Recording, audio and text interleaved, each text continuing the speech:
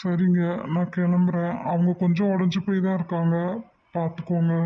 என்னங்க இவ்வளோ பெரிய உதவி பண்ணிட்டு உடனே கிளம்புறேங்கிறீங்க? நாங்கள் தான் சொன்னோமே எங்கள் குட்டிமாக்கு இன்னைக்கு பர்த்டே, இருந்துட்டு போங்க. இல்லைங்க, நான் அர்ஜென்ட்டாக ஹாஸ்பிட்டல் போகணும். இன்னைக்கு ஒரு நாள் தானே, யாரும் அட்ஜஸ்ட் பண்ண மாட்டாங்களா? இல்லைங்க.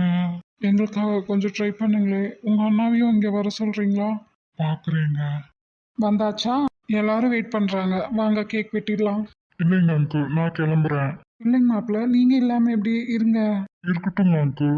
நான் என்ன கிஃப்ட் கொடுக்கணுமோ அதை நான் ரேகாக்கு கொடுத்துட்டேன். எனக்கு கொஞ்சம் வேலை இருக்கு, அதனால தான். புள்ள பிறந்த நாள் அன்னைக்கு கூடவா? நீங்கள் பார்த்துக்கோங்க அங்கிள். சரிங்க. எதுக்கு இப்படி தேம்பி தேம்பி எழுதிட்டு இருக்க? ஒன்றுமே நடக்கல பாரு. என்ன இப்போ நடந்துருச்சுன்னு இப்படி?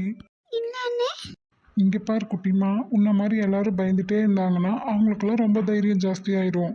தப்பு செஞ்சவங்களே தைரியமாக இருக்கும்போது நீ